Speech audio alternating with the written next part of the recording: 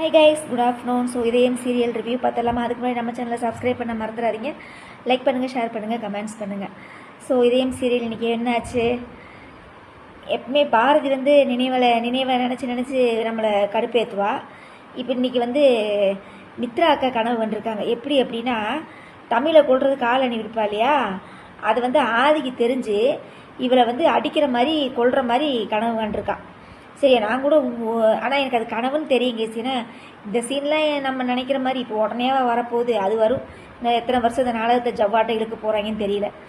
So அவ்வளோதான் case. அந்த first scene வந்து அதுதான். மித்ரா வந்து ஆதி வந்து கழுத்தை போட்டு நெரிக்கிறான். என்னன்னு பார்த்தா, தமிழை கொடுறதுக்கு நீ தானே ஆள் அனுப்புன, எனக்கு தெரியும், எல்லாத்தையும் பண்ணிவிட்டு ஒன்றுமே தெரியாத விளையாட்டு இங்கே புக்கு படிச்சுட்டு இருக்கியா அப்படின்னு சொல்லிட்டு கழுத்தை பிடிக்க வந்துட்டான். அதுக்கப்புறம் பார்த்தா மித்ரா அக்கா நினச்சி பார்த்துருக்குது. அப்புறம் நினச்சி பார்த்த மாதிரியே அதே மாதிரியே ஒரு சீன் வருது. என்ன அப்படின்னா, பாட்டி இருக்குது, லட்சுமி அம்மா இருக்குது, எங்கிட்ட மீனா நிற்கிறா, மித்ரா இருக்கிறா, ஆதி இருக்கிறா, எல்லாம் இருக்கிறாங்க. சுதாகரை மட்டும் ஆளை காணோம். எனக்கு அப்போ ஒரு டவுட் இருந்தது. சரி, என்ன பார்ப்போம், என்ன தான் நடக்குதுன்னு பார்ப்போம் அப்படின்னு சொல்லி பார்த்தா, அந்த ஆதியோட ஃப்ரெண்டு ஒருத்தன் வருவா இல்லையா, சந்தோஷம்னு சொல்லி போலீஸ்காரன், அவன் வந்து அந்த தமிழை கொள்றதுக்கு அன்றைக்கி அந்த கேஸை வந்து விசாரிக்க சொல்லியிருப்பானாட்டு. அப்போ வந்து அதில் ஒருத்தனை பிடிச்சி விசாரிக்கும் போது மித்ரா பேரை சொல்லியிருப்பானாமா. மித்ரா பேரை சொன்னங்காட்டியும் இவங்க தான் கொள்றதுக்கு ஆள் அனுப்புன்னு சொல்லி சந்தோஷம் சொல்லிடுறான். ஆஹா, நான் கூட ஒரு செகண்ட் சந்தோஷப்பட்டேன் கைஸ். அடாடா, இப்படியா உடனே உண்மை தெரியணும், கனவு பழித்து விட்டதே அப்படின்னு நினச்சேன். ஆனால் கனவு புசுவானமாக போச்சு. அதாவது நம்மளோட நினப்பு கனவு இதாகிடுச்சு, ஆனால் நம்மளோட நினப்பு வந்து புசுவானமாகி போச்சு. என்ன நடக்குது அப்படின்னா, மித்ரா பேரை சொல்லிடுறோன்னே மித்ரா வந்து செம ஆக்டிங். உங்கள் வீட்டு ஆக்டிங், எங்கள் வீட்டு ஆக்டிங்கில் அந்த மாதிரி ஒரு ஆக்டிங். நான் எப்படி அந்த குழந்தைய கொள்ள நினைப்பேன், நான் எப்படி அதெல்லாம் செய்வேன், என்னைய போய் நீங்கள் சந்தேகப்படுறீங்களே அப்படின்னு ஓவராக பில்டப்பு. இங்கிட்டு பாரதி அந்த அம்மாவுக்கு கேட்டோன்னே தலை சுத்தல் வந்துருச்சாமா. இந்த அம்மா பாட்டி இருந்துட்டு, நீ தான் அதை செஞ்சியா, என்ன மித்ரா பதிலே பேச மாட்டேங்கிறேன், இப்போ மட்டும் வாயை திறக்க மாட்டேன், மற்றதுக்கெலாம் வாயை நல்லா திறப்பேன் அப்படின்னு சொல்லி எல்லாம் பேச ஆரம்பிச்சிட்டாங்க. மீனா ஒருத்தி தான் சப்போர்ட் பண்ணான். நீங்கள் என்ன இஷ்டத்துக்கு வந்து நீங்களாம் வந்து மித்ரா பேரை சொல்லிகிட்டு இருக்கிறீங்க, என்ன எதுன்னு தீர விசாரிங்க, மித்ராலாம் அப்படிலாம் செய்கிறாள்னு சொல்லி மீனா சப்போர்ட் பண்ணுறான். இப்போயாவது அண்ணியோட குணத்தை அவள் புரிஞ்சுக்கணும், சரியா? அப்போ சொன்ன உடனே டக்குன்னு அந்த ஆளை கூட்டிகிட்டு வாங்க, என்னன்னு கேட்கலாம் அப்படின்னு பார்த்தா, அவன் வந்து இந்த ஃபஸ்ட்டு மார்க் வாங்கினங்காட்டியும் அந்த மாதிரி ஒரு ரீசன் சொல்லிடுறான்.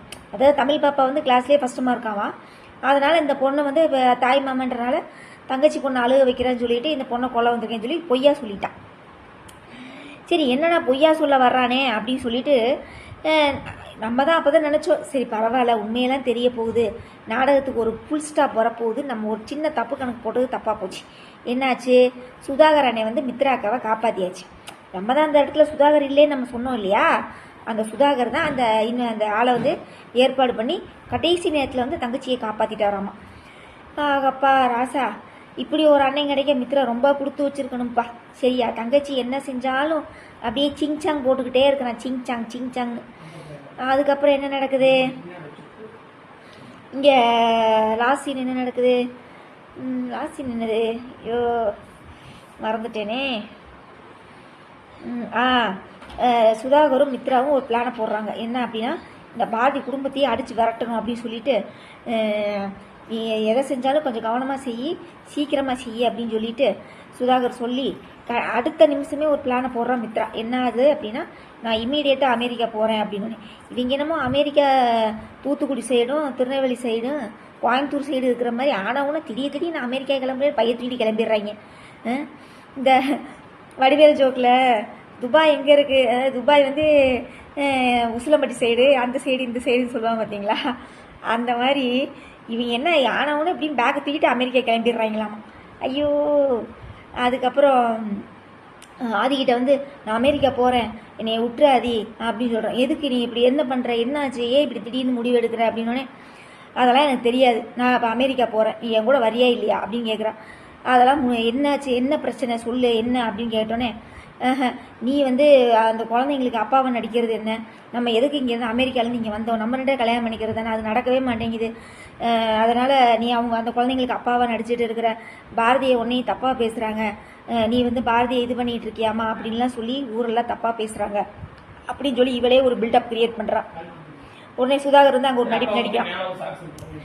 என்ன மித்ரா, என்ன முடிவு, திடீர் முடிவு, இப்படிலாம் பண்ணாத மித்ரா, உனக்கும் ஆதிக்கு கல்யாணம் பண்ணணும்ல, நீ எதுக்கு இப்போ திடீர்னு இப்படிலாம் கிளம்புற, இப்படிலாம் நீ செய்யாத அப்படின்னு சொன்னோன்னே, இப்போ உனக்கு என்னதான் பிரச்சனை மித்ரா, நீ ஏன் இப்படி அமெரிக்காலேருந்து நீ மாறிட்டேன்னு அவன் கேட்குறான்.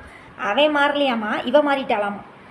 அதுக்கப்புறம் நீங்கள் வந்து இந்த மாதிரி பாரதியோட புருஷனை வந்து கண்டுபிடிச்சி அந்த குழந்தைங்களுக்கு நீங்கள் அப்பாவை கண்டுபிடிச்சி கொடுத்து சீக்கிரம் முடிச்சுட்டு வாங்க, நம்ம 2 பேரும் சேர்ந்து அமெரிக்காவுக்கு போகலாம் அப்படின்னு சொல்லி சொல்கிறாப்புல. சொன்னோடனே அதோட முடிக்கிறாங்க கைஸ். சரியா? அவ்வளோதான் கைஸ். மித்ரா வந்து அவளோட ஆடத்தை ஆரம்பிச்சிட்டா. இனி எங்கிட்ட ஒரு சைடு வந்து நாடகம் வந்து அந்த புட்டை வந்து உடச்சி விடணும். புரியுதுங்களா? ஒன்று ஆதிக்கு வந்து ஞாபகம் இந்த நினைவலைகளை கொண்டு வந்து இப்படியும் நாடகத்தை கொண்டு போகலாம். இல்லை அப்படின்னா மித்ராவை பற்றின உண்மைகளை வந்து ஆதிக்கு ஒவ்வொன்றா தெரிய வைக்க தான் நாடகம் வந்து இன்னும் கொஞ்சம் சுவாரஸ்யமாக இருக்கும். ஓகேவா? அப்புறம் மற்ற சீரியல் வந்து கார்த்திகை தீபம் பாவம் அந்த நவீன் எவ்வளோ நேரம் தான் அந்த பொட்டிக்குள்ளேயே இருப்பானே தெரியல. ஆக மொத்தம் கைஸ், அவன் வந்து பார்த்தீங்கன்னா போலீஸ்காரனு கூப்பிட்றான், கார்த்திக்கு கூப்பிட்றான். ஏன் பொண்டாட்டி கூப்பிட்டு நான் இங்கே உயிரோடு தான் இருக்கிறேன், சிவனாண்டியும் சித்தப்பனும் தான் என்னை அடிச்சு போட்டு பொட்டிக்குள்ளே தூக்கி போட்டு என்னை மண்ணுக்குள்ளே புதைச்சிட்டாங்கன்னு துர்காவுக்கு ஃபோன் பண்ணி சொல்கிறதுக்கு என்ன? என் பொண்டாட்டி ஃபோன் நம்பர்லாம் மண்டையில் இல்லையா அவனுக்கு, நவீனுக்கு?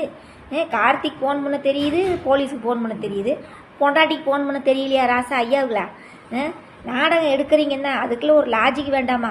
வெங்காயமாட்ட நாடகம் எடுத்துக்கிட்டு இருக்கிறீங்க எப்போ பார்த்தாலும். அப்புறம் வேற என்ன, சின்னஞ்சிறுக்கிலேயே சூப்பராக போயிட்டுருக்கு, சூப்பராக எக்ஸலண்ட். இப்போ தான் நாடகம் வந்து சூடு பிடிக்க ஆரம்பிக்குது. அப்புறம் வேற என்ன, சந்தியாராகம் ஆரம்பிச்சிட்டாங்க, பத்மாவும் அந்த சித்திக்காரியும் ஆரம்பிச்சிட்டாங்க. அதாவது தனாக்கு ஒரு பிரச்சனைனா மாயா போவா, மாயாவுக்கு ஒரு பிரச்சனைனா இப்போ தனா காப்பாற்றுவாளாட்டு இருக்குது. அதனால தான் தனாவை கொண்டு வீட்டில் உட்கார வச்சுருக்காங்க. சரியா? அப்புறம் வேற என்ன சீரியல், மத்தியானம் போகிறதுல வாரிசு தமிழ் வந்து எப்படியோ சிபியை காப்பாற்றியாச்சுப்பா, ரொம்ப சந்தோஷம். நான் என்னன்னு நினச்சேன், ஜனாமெல்லாம் வந்து காப்பாற்றுவான்னு நினச்சேன், பரவாயில்ல தமிழே காப்பாற்றிட்டான். அதுக்கப்புறம் மௌனம் பேசியதே சூப்பர். காவேரியை பார்க்க ஆரம்பிச்சிட்டாங்க. ஆனால் காவேரிக்கு எடுத்து கல்யாணம் ஆகிப்போச்சு. ஒருவேளை தாலி இது கலட்டி அவன் மூஞ்சியில் வீசிட்டு, அந்த தாஸ் மூஞ்சியில் வீசிட்டு கல்யாணம் பண்ணிக்குவாங்களோ, என்ன நடக்குமோ தெரியல, வெயிட் பண்ணி பார்ப்போம். மௌனம் பேசியதே ஒரு ட்ராக்கில் போயிட்டுருக்கு, மனசெல்லாம் அது ஒரு ட்ராக்கில் போயிட்டுருக்குது. மத்தியானம் போடுற சீரியல்லே வாரிசு இது ஒன்று தான் பெஸ்ட்டாக இருக்குது. அப்புறம் நைட்டு போடுறதுல வீரா சீரியல் அஸ்யூஷுவல் எப்பயும் போல். இந்த விஜய்க்கு வந்து வள்ளியம்மா வைக்குது, வச்சு தின்னுட்டு போகிறான், செத்து தொலைய விட வேண்டியதானே. இந்த மாறனும் வீராவும் போய் காப்பாற்றுறாங்களாமா. ஐயோ சாமி, விஜயை ஒழித்தால் மட்டுமே இந்த வீரா சீரியல் சூப்பராக இருக்கும். அப்புறம் அவ்வளோதான் கைஸ். உங்களோட நிறைய குறையில கமெண்ட்ஸில் சொல்லுங்கள். சரியா? நாளைக்கு நம்ம ரிவ்யூவில் பார்க்கலாம். ஓகே, எல்லாருக்கும் தீபாவளி நல்வாழ்த்துக்கள் கைஸ். ஓகே, பாய் பாய் பாய் பாய்.